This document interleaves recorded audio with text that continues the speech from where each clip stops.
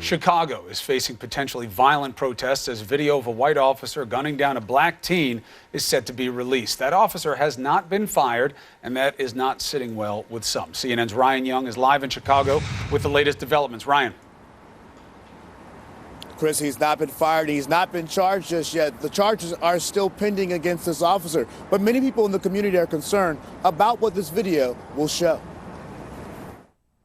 The video is said to be very disturbing. Police dashcam video showing 17-year-old Laquan McDonald being fatally shot 16 times by a white officer. It's ordered to be released to the public no later than Wednesday. Many who have already seen the footage from October of last year say it's tough to watch. Even when he was on the ground, the officer was still shooting him. In October 2014, police were called to investigate a man with a knife trying to break into vehicles. Authorities say McDonald had a 4-inch knife and was acting erratically, slashing an officer's tire. Police say when McDonald, who had PCP in his system, ignored orders to drop it, Officer Jason Van Dyke unloaded 16 rounds into his body. There was a narrative put out there by the Chicago police, by the union initially, that a police officer had to shoot him in self-defense, that he was approaching a police officer and lunged at a police officer with a knife. Is not true. He was shot while he was walking away. The autopsy shows that some of the bullets entered his back. Officer Van Dyke says he shot McDonald in self-defense.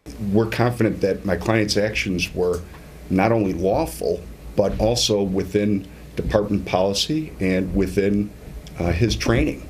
Now the city of Chicago is bracing for the possibility that the video of McDonald's death will ignite violent protests.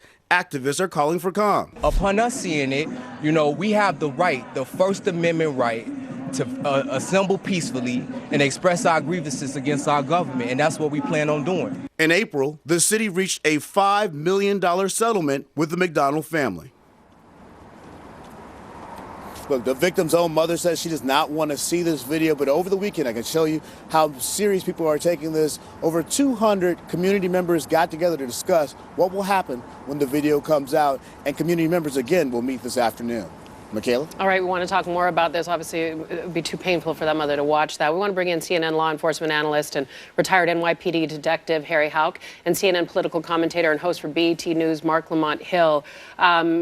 So the question of even whether to release this video, I have to ask, given the fact that it's Thanksgiving this week, there's going to be a lot of people off work and away from home. Mark, do you think it's a smart move to release it this week? Well, I think that people have a right to know, and people need to know as soon as possible. Timing? People have been. I mean, I'm not sure if there's ever a good timing, timing for this. Last year we were in Ferguson before Thanksgiving, and people said, let's do it now before Thanksgiving. People said, oh, let's do it at night, not in the morning. People said, every month there was a reason not to do it, and there was a reason to do it. Ultimately, you have to release, and ultimately you have to brace yourself for the fallout of what could be something very volatile. Yeah, brace yourself indeed. We don't know what's going to happen. We know people are obviously upset about the death of a 17-year-old. I want to play some sound, Harry, from a lawyer for the officer involved in this, Officer Jason Van Dyke. Actually, it's just a statement. Let me read it to you here. I can't speak why the other officers didn't shoot, but I certainly can speak to why my client shot. It's believed in his heart of hearts that he was in fear for his life, that he was concerned about the lives of other police officers. Harry, the fact is there were 5 other officers on scene. None of them discharged their weapon. Is that not damning for Officer Van Dyke? No, I don't think so. Why not? Because the fact is, this gentleman did have a knife in his hand. All right. But the 5 others didn't let me explain something here. This could come down to experience. I don't know. Fair enough. All right. The fact is that apparently they followed this man for almost a half a mile with a knife. Teenager. He's 17. Teenager will kill me just as dead as a 30-year-old, okay? So let's keep it that way. He had a knife in his hand, and he was under the influence of PCP, which is a psychotic drug which makes you go crazy. I remember the days on the streets in Harlem when PCP were big. It was horrible out there, okay? Now, the fact is, when you're following this guy, all right, how long does it take for you to finally come to the understanding that if somebody walks in on that scene, some civilian walks out a door and he turns around and cuts and kills that person? But you would set up a perimeter. I'm just asking, right. But apparently you're following him a half a mile later. All right, it still means, all right, the fact that if you set up a perimeter, now he can come after a police officer, and a civilian still might walk in on the scene. Now, he's told several times to drop that weapon. He did not drop the weapon, so the police officer made the decision to shoot. Now, 16 times, I don't know about 16 times, right? And in the back? I want to see the video. All right, we know he was Mark, shot in the back. Mark, jump in. I know Can I you're respond? jumping. Can I Yeah, respond? please. I please. want to respond to a few of those things. First, Harry raises the possibility that a civilian could have entered the scene and their life could be threatened. Under the circumstance where a civilian does enter the scene and there is the threat of a loss of life by virtue of that person having a knife, the police officer absolutely can shoot somebody.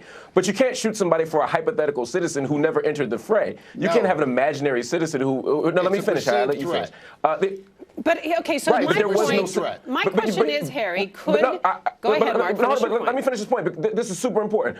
The other thing is, the other 5 officers were there, and they didn't perceive a threat. The fact that this officer perceives a threat, even if he legitimately did, and I have no reason to think that he didn't, that doesn't give you the right to shoot someone in the back. It doesn't give you the right to say that someone was approaching you when, in fact, they were going the other way. That raises serious questions about the veracity of his claims. Right? This isn't the cowboy days. That's not what I said. You shoot somebody in the back. That's not what I said, Harry. There's nothing that said you can't shoot somebody in the back. If the officer perceives a threat for not only himself, but other officers, he can fire. And the fact is that this man had a weapon on him, and there was the only maximum range that you should stay away from somebody is about 20 to 22 feet, and you're deadly, and you could kill me with you're closer than that. Here's my question for you. Can officers maybe he would have thrown the knife. Wrong. Let me ask you this for a reason. If there are 5 other officers who didn't feel that the threat was enough for them to discharge their weapon, this guy did, could they be wrong? Sometimes we're wrong as humans. Our instincts can be wrong. Listen, police officers can be wrong, yes, and I've sat here and I've told you when police officers acted wrong.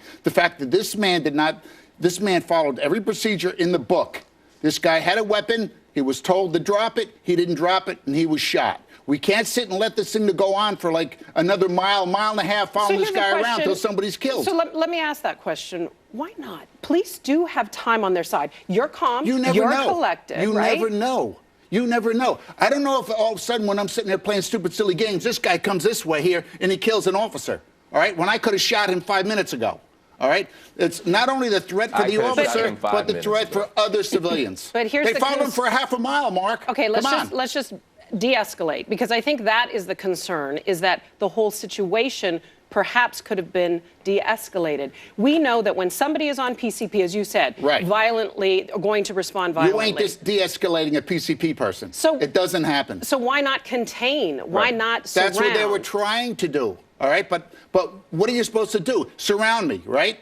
Surround me. But when I'm in 10, 15 feet with you, I can cut you. Police officers have been killed in the same incidents before, in the past. 10, police 15, officers have learned from that, all right? And the fact is, a police officer, you got a weapon, I tell you to drop it. If you don't drop it, you're getting shot. But the question comes back to the fact that the 5 officers didn't shoot. Go ahead, Mark.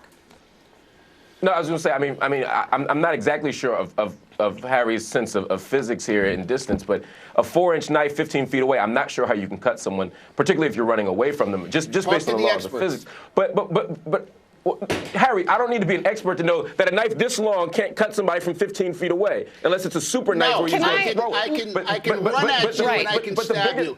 You can kill me with a knife. Let him finish, Harry. But he was running, Harry. My point is, he was running the other way. And I want to correct something you said earlier. I didn't say that the police can never shoot someone in the back legally. What I know, but that's my point. You have an extraordinary amount of was thinking, and that the police officer didn't break any rules, although you haven't seen the video. My claim isn't about what's on the video. My claim is that if an officer says one thing, and then later on a video shows that the guy was running the other way, that calls into question the claims. The video is going to be, hopefully the video will answer a lot of questions. I'm going to have to leave it there. The thing that I do want to leave you both with is that Chicago has, according to DNAinfo.com, 419 murders. This is a city already besieged with violence. Something has to be done. I want to have you both back so we can talk about that. This is the backdrop of all of this that's happening in Chicago is that cold, hard fact. All right, Harry, Mark, you got my workout in today. Allison? Okay, Michaela, on a much lighter note. I'm the leading state sponsor of terrorism.